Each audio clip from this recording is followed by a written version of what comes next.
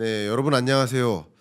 요즘 2차 전지 이 배터리 도대체 어떻게 전개될까 하고 이제 궁금하신 분들 많이 계실 텐데 한동안 이 시장을 뜨겁게 달궜던 이 섹터가 어떤 모습을 앞으로 전개할 것인지 궁금해하시는 분들이 좀 계실 것 같습니다. 그런 면에서 이 영역에서 이 업계에서 정말 오랜 동안 경력과 경험을 쌓아오신 대표님을 좀 초대하고자 합니다. 안녕하십니까? 네, 안녕하세요. 네, 이시주입니다. 네. 이시진 대표님 저희 채널 처음 출연하셨는데 한번 카메라 보시고 인사 한 말씀 부탁드리겠습니다. 네, 반갑습니다. 이시주입니다. 저한테 이런 좋은 기회를 주셔서 이 배터리 산업에 대해서 같이 좀 생각해보고 그다음에 어떤 인사이트도 좀 얻을 수 있는 그런 자리가 되었으면 좋겠습니다. 감사합니다. 자, 그러면 단도직입적으로 여러 이야기를 하기 직전에 가볍게 우리 대표님 워낙 이 업계에서 오래 계시지 않았습니까? 네. 어떤 그 경력을 갖추셨는지 한번 말씀 부탁드릴게요. 제가 미국에서 이제 박사학위를 받고 화학 네. 쪽에 박사학위를 받고 대전에 있는 SK 예. 그러니까 과거 유공이죠. 예. 유공에서 한 15년 정도 연구원으로 근무를 했습니다. 네. 그 당시에 뭐 여러 가지 프로젝트를 했습니다만 현재 SK가 하고 있는 배터리 사업을 초기부터 기획을 제가 했고요. 네.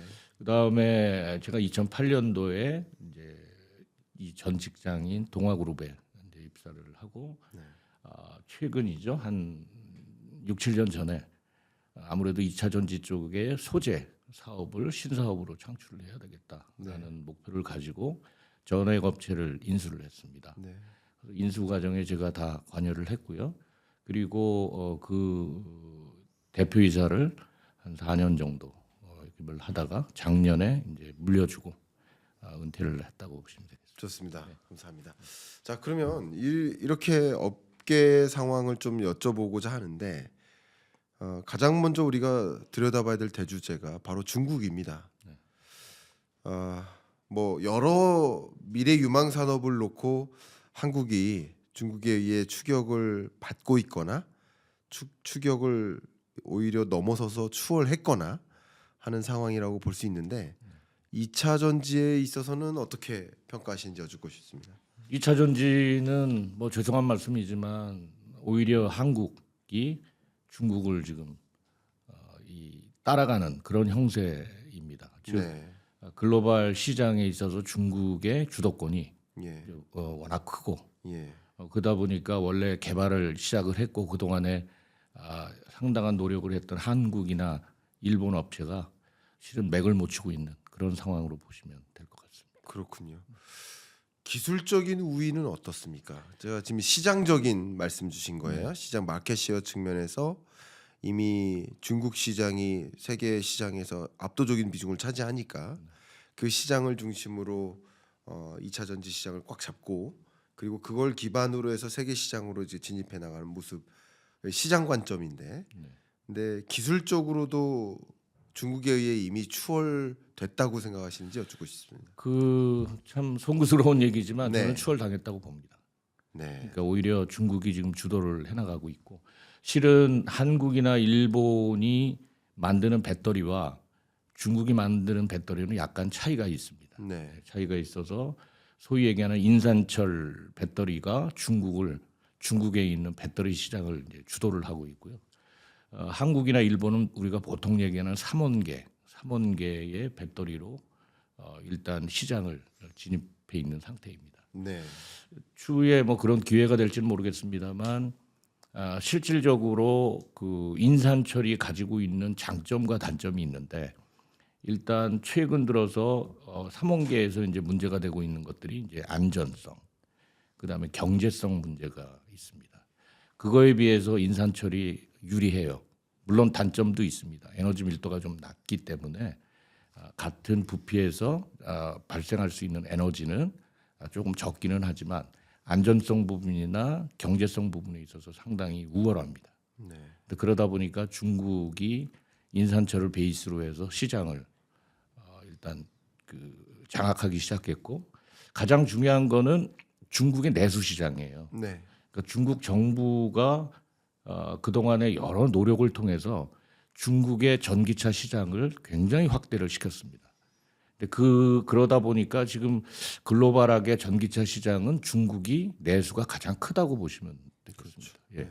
그래서 그런 시장을 바탕으로 그다음에 경제성, 안전성 이런 부분들로 해외를 공략하기 시작을 했고 그러다 보니까 지금 글로벌 마켓에서 우리가 전체로 따지면 한 60% 이상이 중국 배터리와 전기차 시장입니다. 예, 이미 50% 이상이 중국 시장이니까. 맞습니다. 그죠? 네. 중국 시장만 100% 장악해도 이미 세계 시장의 50% 이상을 차지하는 것이니까. 맞습니다. 그러니까 그런 기조로 세계 시장까지 계속 진입하고 있고 심지어 미국 전기차 시장마저도 이미 상당 부분 진입해서 미국 전체 전기차 판매량의 지금은 한 10% 가까이 이렇게 치고 올라오는 모습까지 보여지고 있다 보니까 긴장을 하지 않을 수가 없는 상황인 것 같습니다.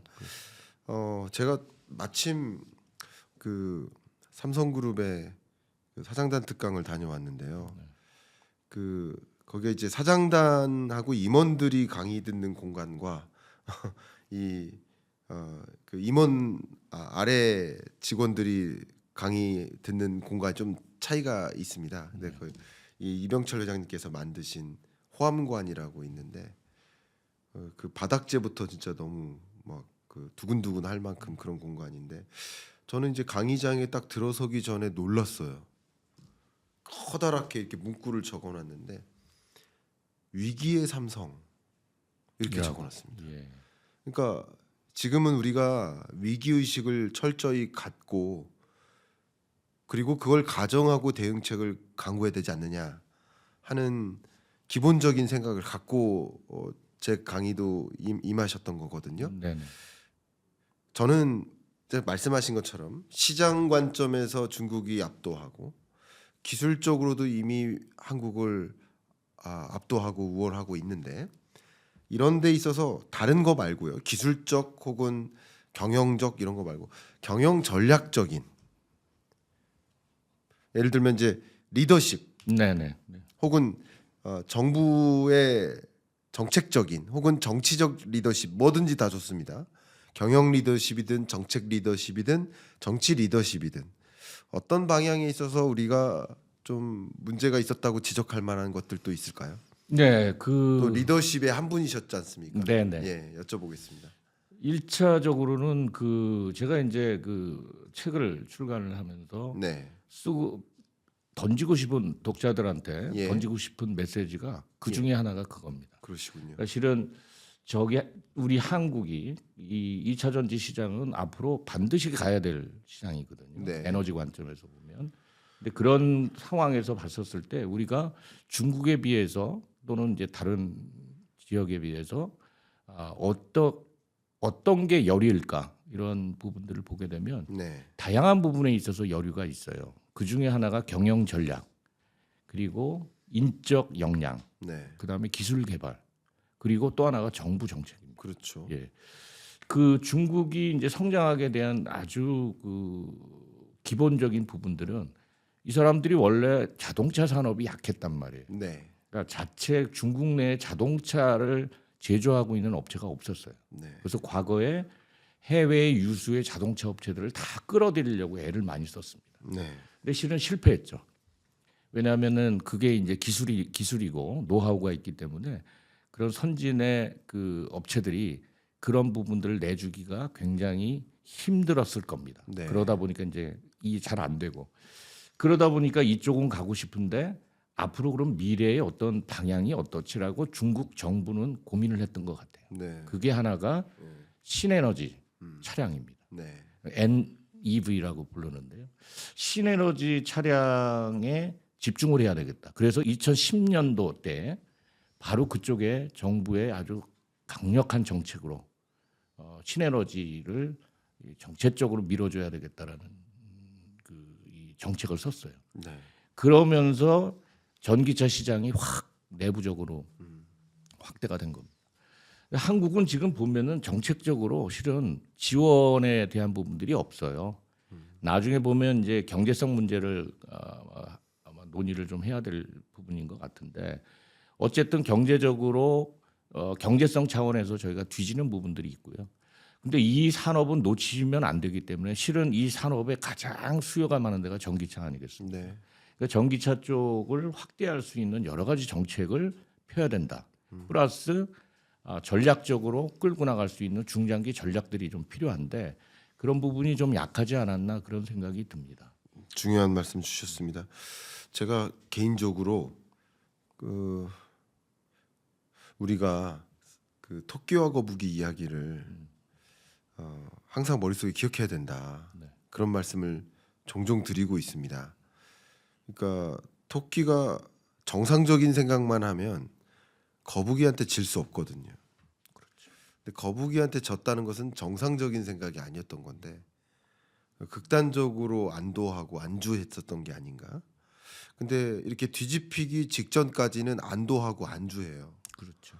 뒤집히고 나서 파악하는 거죠. 근데 지금이라도 파악을 하는 건 필요하다고 생각되는데 그런 면에서 우리 정부가 혹은 우리 정치권이 혹은 우리 경영진이 너무 안도하고 안주했었던 건 아닌가. 우리 기술을 추격하지 못할 거라는 그런 건 없었을지. 실무 업계에서 정말 수십 년을 계셨던 분께 한번 여쭤보는 겁니다. 그 되게 중요한 포인트인 것 같아요. 네, 그러니까 정말 저희가 안주했었던 게 사실인 것 같습니다. 네, 이 원래 이 배터리라는 것이 개발된 게 실은 서구권이란 말이에요. 네. 서구와 일본이었단 그렇습니다. 말이죠. 근데 개발을 해서 초기에 그 적용할 때는 전기차 시장이 아니라 소형, 네. 우리가 소위 얘기하는 뭐 캠코더라든지 전동 공구라든지 스마트폰이라든지 이런 소형 배터리들이 위주였었어요. 네, 그리고 이제 전기차 시장이 오면서 사람들이 뭐라고 생각을 했냐면 아까도 중국과 한국, 일본은 다른 이 소재를 쓴다라고 말씀을 드렸는데 네, 초기에 전기차가 런칭이 됐었을 때 얼리 어댑터들은 가장 관심을 갖고 있었던 것이 주행 거리였어요. 네, 근데 이게 바뀌었단 말입니다. 네, 주행 거리는 그냥 다들 이렇게 잘 할 수 네. 있다라고 판단을 하고 아까도 말씀드렸듯이 안전성 그다음에 이게 대중화로 가게 되면 소위 얘기하는 이 커머너티 시장으로 가게 된다라고 하면 일반 고객들이 요구하는 것들이 필요하잖아요. 네. 일반 고객들이 요구하는 것은 주행거리보다는 안전성과 경제성이에요. 그러니까 가격이 싸야 된다라는 부분. 네, 그 다음에 이 불나는 거, 이 화재 나는 거 이런 부분들을 안전하게 갈 수 있는 배터리를 원했었던 거죠. 그러니까 리콰이어먼트 요구 수준이 바뀐 겁니다. 네, 근데 우리가 그거를 모르고 3원계를 고집했었던 이유는 실은 주행거리 때문에 그랬던 거예요. 그렇죠. 그래서 한 5, 6년 전만 해도 뭐 이 EV 시장 배터리의 전기차 시장은 뭐 젠 1, 젠 2 이런 식으로 주행 거리를 얼마나 늘리느냐에 컴피티션을 하기 시작했던 겁니다. 네, 근데 실은 그게 아니었거든요. 그러니까 아까 전략적인 말씀을 하셨는데 그러한 부분들을 잘 캐치를 하고 고객들이 원하는 부분들이 무엇일까를 우리가 정말 아프게 고민을 하고 네. 그거에 대해서 집중을 했었어야 되는데 기술적으로 워낙 삼원계가 어렵다 보니까 네. 우리는 기술적으로 우위야 하는 그런 부분에 이렇게 빠져 있었던 게 아닌가. 저는 그런 생각이 듭니다. 자아도취인 거죠. 그렇죠. 예, 그러니까 거북이한테 질 수도 있는 거예요. 질 수도 있죠. 그렇죠. 근데 그 문제는 거북이가 아니었었던 겁니다. 더군다나. 예. 그러니까 지금이라도 우리 경각심을 가져야 되는데 저는 뭐 이건 굉장히 조심스러운 말씀이지만 여러분께도 드리고 싶은 말씀이 그러니까 리더들만 안도한 게 아니라 모두가 안도했었던 거예요. 네. 정말 많은 분들 제가 정말 우리 경인남과 토론합시다에 제 정확한 기억은 아니지만 약 2년 정도 전에 키스트에서 근무하시는 2차 전지 센터장님을 초대해서 네. 이렇게 토론을 벌였었습니다. 네. 그때 2차 전지가 막 정말 주가가 급등하던 시점이니까요. 22, 23년이겠죠. 그때 키스트 센터장님께 여쭙고 저도 스터디된 게 있으니까 논의를 하는데 중국의 기술 추격이 무섭다. 제가 보기엔 무섭다. 어떻게 생각하시냐? 무섭대요. 그리고 추격 당할 거 아니야. 추격 당할 것 같대요. 그 영상 그대로 있습니다. 아직도. 네네. 근데 그때도 정말 많은 이 투자자분들이 그런 얘기 하지 말아달라는 거예요. 그런 얘기를 왜 하냐고. 우리 내 주가에 안 좋게. 그러니까 오히려 그런 얘기를 하는 게 중국 우호적으로 얘기하는 게 아니라 중국 칭찬하고자 하는 게 아니라 우리의 기술 수준을 바로 알고 그리고 그래야만 우리는 어떻게 대응할지를 고민할 수 있는 거 아니겠습니까? 그러니까 이게는 이런 것은 자아도취되어 있었던 것은 스스로도 우리 모두가 반성해야 될 일인 거고 리더십도 마찬가지 그럴 일이 아닌가. 어쨌든 이런 상황을 돌이킬 수 없다라고 한다면 지금 상황을 또 바로 인지하고 앞으로 어떻게 대응할지를 모색해야 될 텐데 대표님께서 써주신 미래 에너지 중심 리튬이온 배터리 이 책이 또 많이 도움이 될 것 같습니다. 네. 결국 정상적인 그 리더십을 발휘하기 위해서 또 여러분들이 이 시장을 바로 이해하기 위해서는 그 패러다임의 변화를 읽어 나가셔야 되는데 그러기에 상당히 도움이 되는 그 책을 또 준비해 주신 게 아닌가 생각이 됩니다. 그런 의미에서 여쭤보도록 하겠습니다. 네네. 일단 이제 소재 부문인데요. 우리나라가 지금 아까 말씀하신 것처럼 2차 전지가 가져야 할 핵심 영역 중에 하나가 말씀하신 주행거리 또 무게도 굉장히 중요하죠. 예. 가벼우면서 짧게 충전하는데 오래 달려야 되는 거기에 하나 더 있는 게 안전성인 겁니다. 다 갖춰도 안전성이 부재하면 이거는 의미가 없는 거지 않겠습니까? 근데 말씀하셨던 대로 나머지 부분은 많이 쫓아왔는데 뭐 거의 차이가 없는데 안정성을 지켜 나가야 됩니다. 그런 관점에서 최근 들어서 전고체 배터리에 대해서 얘기가 많이 나오고 있거든요. 이 부분을 좀 설명해 주시면 좋겠습니다. 우리 시청자 여러분들께 전고체 배터리가 뭐예요? 예, 부탁드립니다. 그 전고체 배터리는 아주 간단합니다. 진짜 전체가 고체로 된 배터리다. 네. 그 전고체거든요. 지금 배터리를 만드는 특히 리튬이온 배터리에 리튬 이온을 양극에서 음극으로 왔다 갔다 하게 움직이게 만드는 것이 바로 전해액입니다. 네. 일렉트로라이트라고 부르는데 그 일렉트로라이트가 고체인 겁니다. 네. 그러니까 전체 유일하게 리튬이온 배터리가 가지고 있는 액상을 고체로 바꾼 거죠. 그러니까 실은 그 이온이라는 것이 이동을 하려면 매개체가 있어야 되는데 그거를 그 역할을 전해에게 해주는 겁니다. 그러니까 아무래도 이 액상이다 보니까 이온이 잘 움직이겠죠. 네. 그래서 지금의 이제 리튬이온 배터리가 만들어졌는데 세이프티 차원에서 안전성 차원에서 가장 이슈가 되는 것이 바로 그 전해액입니다. 전해액이 유기용매로 구성이 돼 있단 말이죠. 그러니까 만약에 열이 발생을 했다. 그다음에 어떤 뭐 이그나이트가 될 수 있는 물질이 생겼다. 그러면 인화성 물질이 있어야 불이 나지 않겠습니까? 그 인화성 물질 역할을 하는 것이 바로 전해액이에요.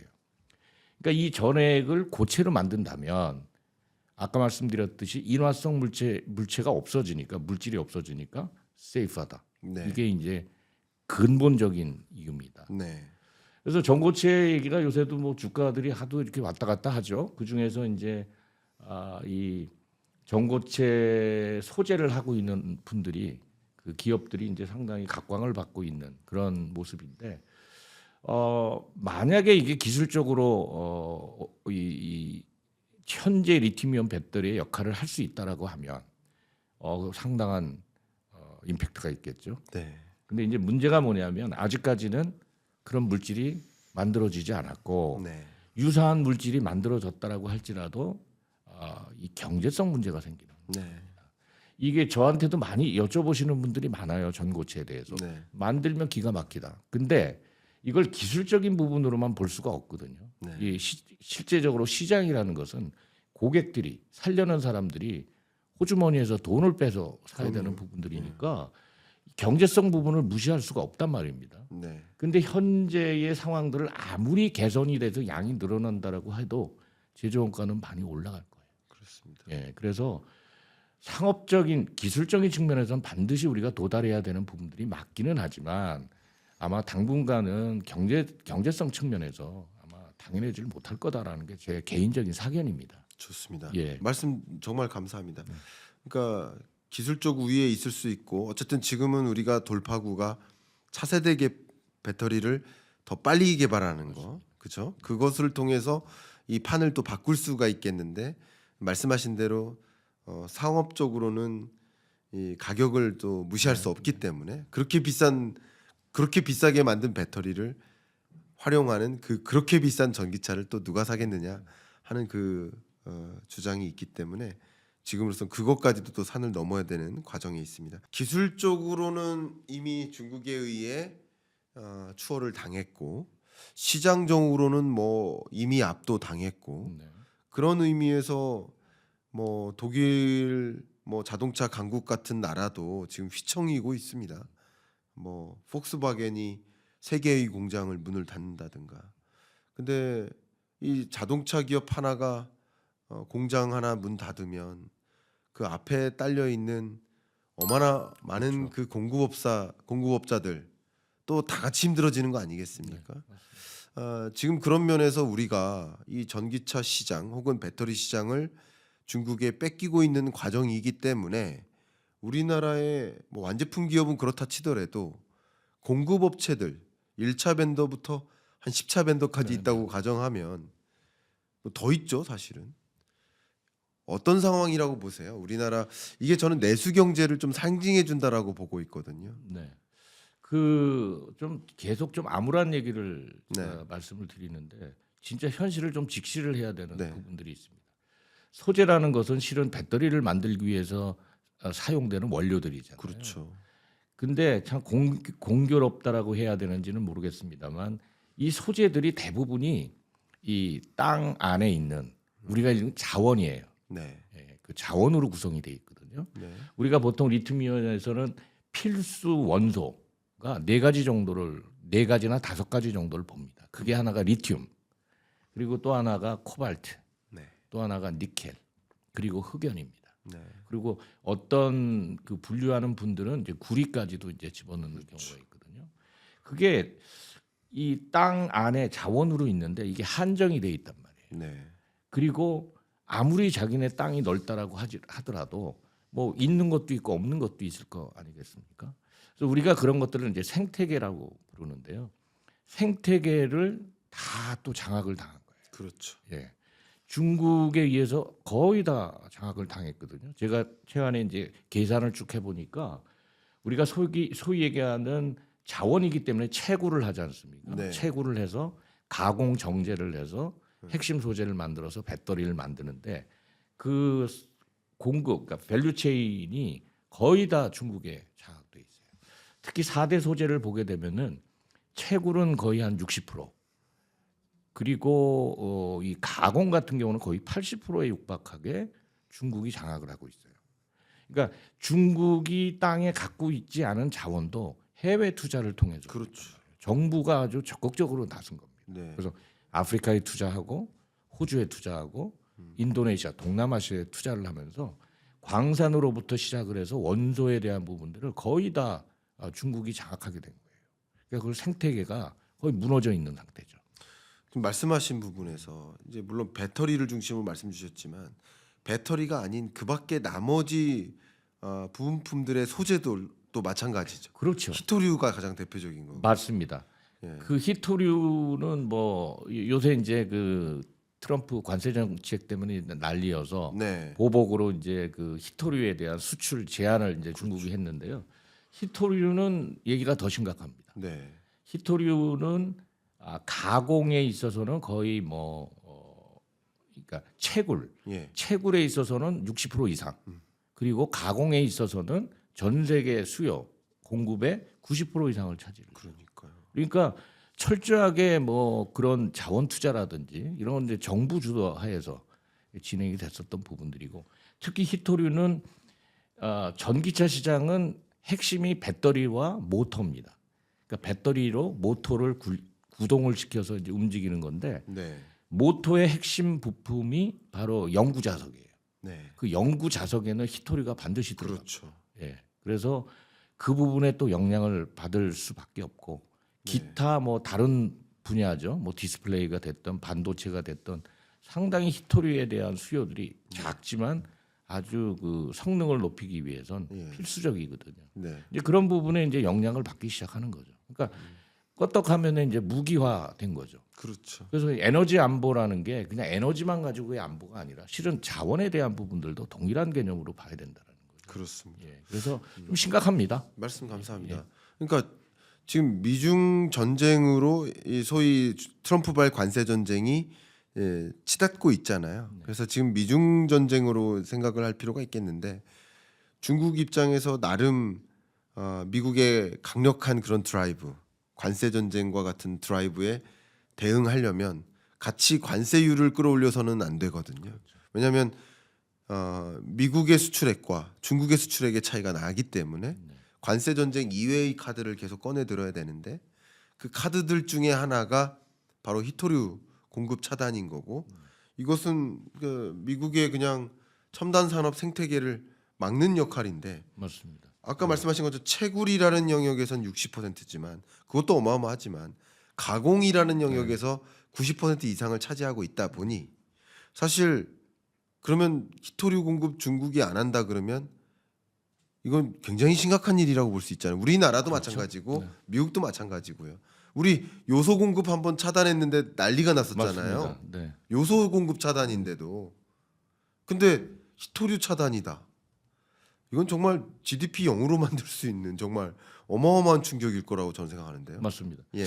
에너지 안보 얘기도 나왔고 이제 중요한 것들이 이제 국방인데 네. 실은 그 히토류가 많이 쓰여지는 부분들이 국방이나 이런 쪽에서 많이 쓰여지거든요. 그럼요. 무기라든지. 예. 그래서 아마 큰 데미지를 입을 거다라는 얘기고 맞습니다.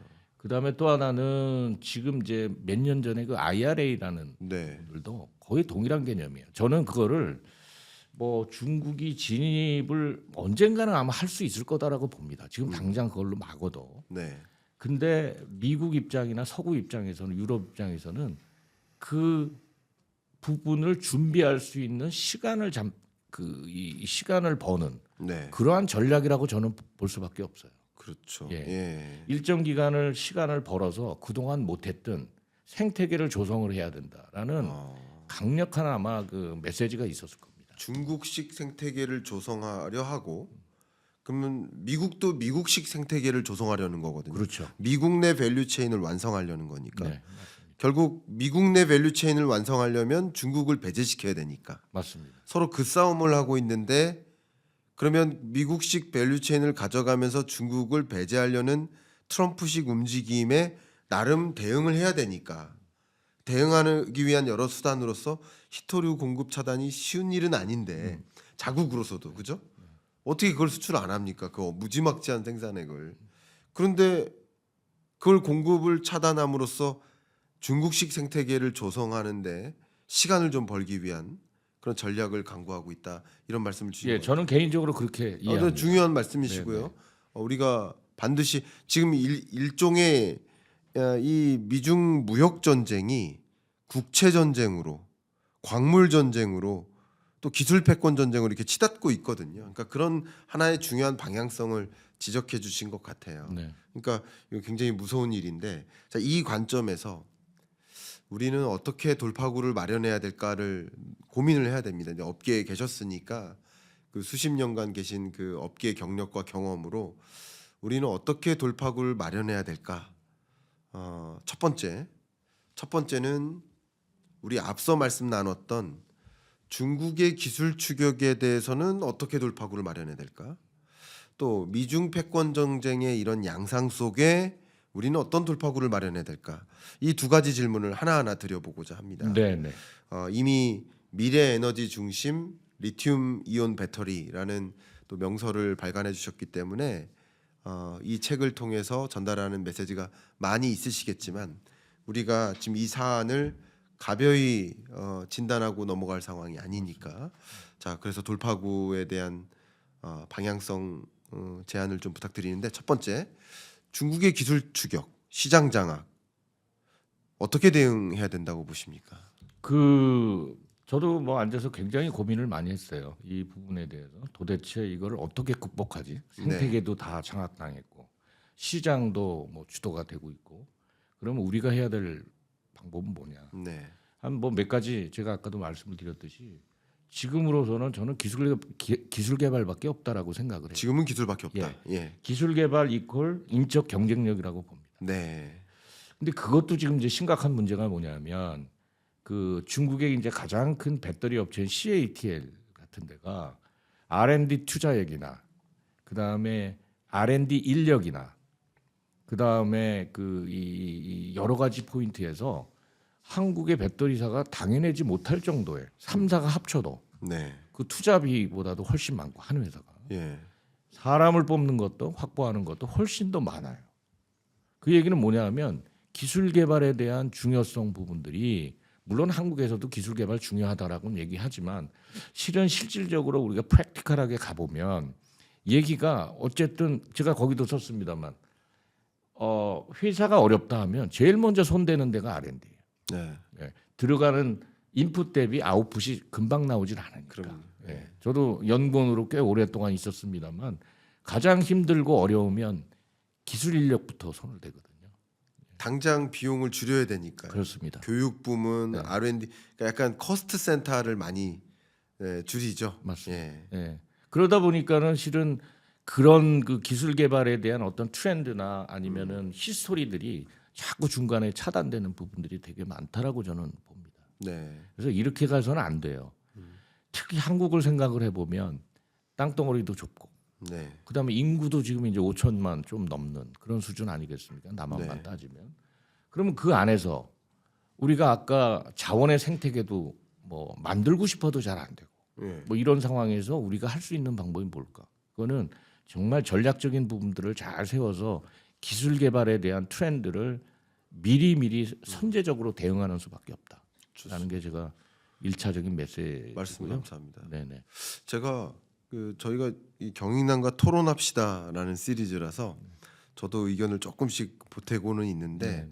저도 의견을 조금만 드려본다면 그 소위 이 2차 전지 영역의 모든 기술 영역을 우리가 잘하기는 이미 추월당한 상태이기 때문에 현실적으로 어렵다라고 가정한다면 그렇다고 2차 전지의 밸류 체인에서 완전히 빠져나와 있으면 안 되잖아요. 그렇죠. 그 밸류 체인에서 우리가 잘할 만한 그런 영역만큼은 그러니까 독보적인 장악력을 가져야 된다는 생각을 하고 있습니다. 네네. 그러니까 전체를 장악하기보다는 일부라도 우리의 특별한 영역에 있어서는 그러니까 모든 기술 영역이 아닌 어떤 특정한 기술 영역만큼은 그냥 추격할 수 없는 범접할 수 없는 수준의 기술력을 갖춰 나가야 된다라고 생각하기 때문에 그런 영역이 무엇인지를 먼저 찾아야 되지 않을까. 네. 우리 리더십이 예. 그런 영역을 좀 찾고 그런 영역에 있어서 집중적인 인재 개발과 R&D 투자를 진행해야 되지 않을까. 네. 그런 방향성을 가져야 된다는 의견을 먼저 좀 드려봅니다. 네. 그리고 마지막 질문입니다. 앞서 말씀드렸던 것처럼 지금 이런 국면에서 당분간은 뭐 기회가 되는 측면도 있을 겁니다. 미중 패권 전쟁이 전개되니까 중국에 대해서는 배제시키고자 하고 한국 기업의 수출 품목에 대해서는 또 관세를 유예하거나 철회시켜주는 그런 과정으로 전개될 가능성이 많다라고 현재로선 진단을 할 수 있는데 이런 전쟁 속에서 우리는 어떻게 대응을 해야 됩니까? 이 부분 말씀 부탁드립니다. 그 리튬이온 배터리가 뭐 일종의 그냥 뭐 배터리냐라고 얘기를 하지만 네. 실은 이제 전 세계적으로 지금 곳곳에서 아주 우리가 소위 얘기하는 어려운 일들이 발생을 하죠. 네. 기후 온난화도 네. 있고요. 그다음에 우리가 소위 얘기하는 이 화석 연료의 고갈, 뭐 저 석유 정점론이 어떠니 뭐 이런 얘기가 나오고 실은 이 땅 밑에 우리가 확보하고 있는 에너지 양도 갈수록 이제 고갈이 된단 말이죠. 근데 최근 들어서 뭐 4차 산업혁명이든 뭐 챗 GPT든 AI가 발생을 하면서 데이터 센터의 에너지 사용량, 전력 사용량이 엄청나게 증가했단 말이에요. 한 10배 정도 증가하는 상황입니다. 네. 그런 전반적인 것들을 봤었을 때는 과연 우리가 앞으로 어떤 길로 가야 되나. 네. 에너지 차원에서는 반드시 2차 전지 산업을 잘 육성을 해야 된다. 네. 그러나 수요가 즉 시장 자체가 한국에는 적어요. 네. 전체를 따지더라도 실은 유럽이라는 이 대륙, 그다음에 중국이라는 대륙, 그다음에 이제 그 북미라는 그 세 개 지역으로 나눠지는데 네. 시장은 거기가 메인입니다. 이게 조금 더 구체적으로 들어가면은 전 세계의 새로운 신차가 생산돼서 판매되는 게 약 9천만 대에서 1억 대 정도가 됩니다. 근데 이게 333이라고 보시면 돼요. 그 세 개 지역에. 그러면 시장 자체는 유럽이나 북미에 있다라는 얘기죠. 네. 근데 중국은 벌써 리튬 그 전기차 시장이 거의 40%에 육박한단 말이죠. 근데 나머지 시장들은 여전히 시장이 있어요. 그래서 제가 판단하기에는 일단 미국이나 유럽 쪽에 적극적인 투자가 들어가야 된다. 저는 그렇게 봅니다. 그렇군요. 배터리사들이 그 공장 하나 지려면은 아마 많이 보셨을 겁니다. 최소한 아무리 못해도 뭐 3조에서 5조 정도의 공장 하나에 이 비용이 드는 장치 산업이거든요. 그럼요. 그럼에도 불구하고 계속 미국에 들어가는 것이 그러한 시장을 보고 들어가는 거고 그렇죠.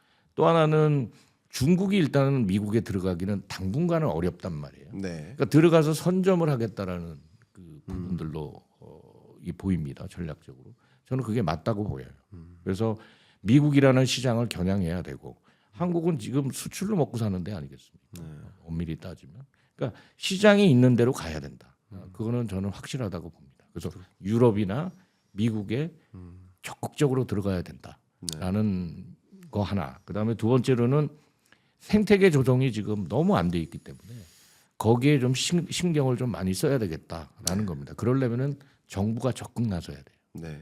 국가 차원에서 나서주지 않으면은 일개 기업들이 뭐 어디 광산에 뭐 투자했네 하지만 실은 정책 자체나 국가에서 추구하고 있는 지원해 줘야 되는 그러한 여러 가지 역할들이 있는데 그 부분들을 좀 더 적극적으로 해야 된다.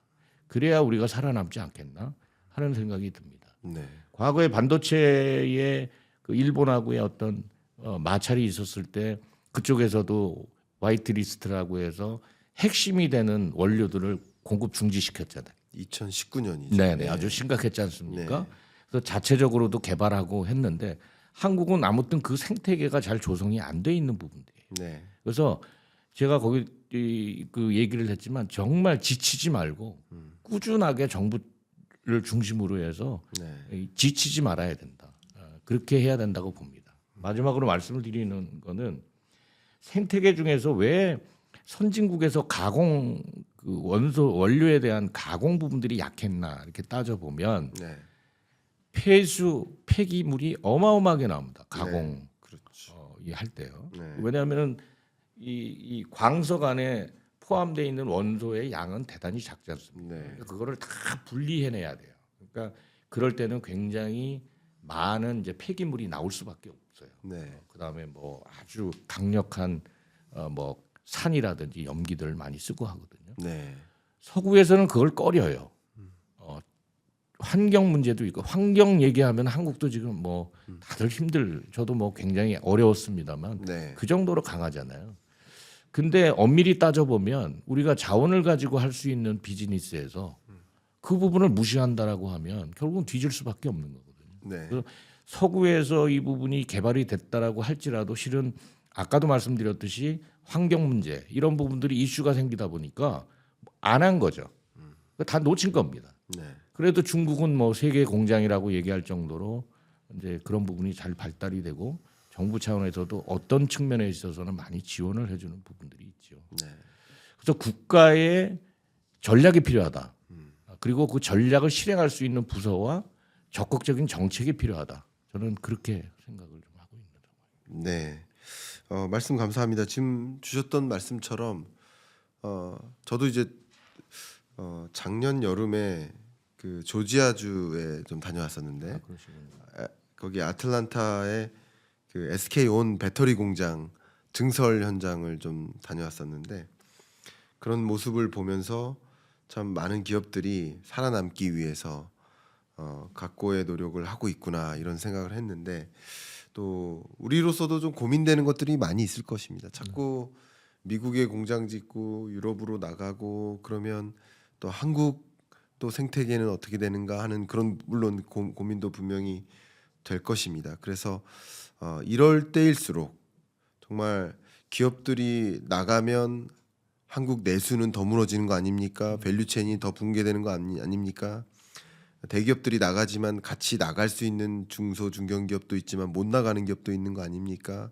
그러면 그 인근에 있는 자영업자들은 어떡합니까? 이런 여러 가지 고민들이 굉장히 많은데 기업들의 선택과 또 우리 정책적인 선택이 지금은 뒤로 고민을 미룰 때가 아닌 것 같고 네. 오늘 대표님과 말씀 나눈 이런 제반에 대한 사항을 잘 고려해서 정부는 정부대로 또 합리적인 정책 방향을 좀 설정해 주시고 또 기업은 또 기업대로 다른 해외 기업에 밀려나지 않도록 또 대응책을 강구하는 그러니까 무턱대고 나가지 말라 하는 것도 그럼 같이 죽자는 소리가 될 수도 있거든요. 기업도 죽고 내수도 죽고 같이 죽게 될 수도 있는 거거든요. 아예 무턱대고 안 나가는 것은 그러니까 뭐가 맞는 것인지 저의 그냥 간단한 의견은 나가는 기업은 나가되 그 나갔을 때 갖게 될 효용을 내수 경제와 쉐어할 수 있는 방안을 마련하는 것. 그렇죠. 이게 정치계가 고민해야 될 것이 아닌가 생각을 저는 하고 있는데 그러니까 안 나가는 것도 방법이 아닌 거예요. 그렇죠. 그래서 여러 가지 고민을 저도 하고 있습니다만 그런 지금 또 때도 때이니만큼 그런 고민 많이 해주시고 하시기를 바라는 마음 다 우리 정관계에서도 듣고 계시니까 꼭 생각해 주시길 바라는 마음 네. 담겠습니다. 끝으로 우리 대표님께 경영난과 토론합시다 출연하신 소감 말씀을 여쭤보고자 하는데요. 우리 미래 에너지 중심 리튬이온 배터리의 저자로서 이 산업의 패러다임 변화를 읽고 어떻게 대응해야 될지를 고민을 많이 해주셨는데 오늘 토론에 참여해 주셔서 인사이트 있는 말씀 공유해 주셔서 감사하고 감사합니다. 저도 책을 좀 추천드리고자 하고 대표님 소감 말씀 막 듣고 마무리하겠습니다. 네. 그동안에 이제 몇 차례에 걸쳐서 다른 경험들도 있지만 오늘처럼 좀 깊게 그리고 제가 그동안 이 책을 쓰게 된 이유 중에 하나도 기술을 하는 사람들은 기술만 그리고 우리 소위 얘기하는 주식을 하는 사람은 주식만 그러다 보니까 내용들이 이렇게 전체적으로 취합된 것보다는 그 원하는 파트에 따라서 이렇게 분석돼 있는 데이터들이 많았던 것 같아요. 그렇군요.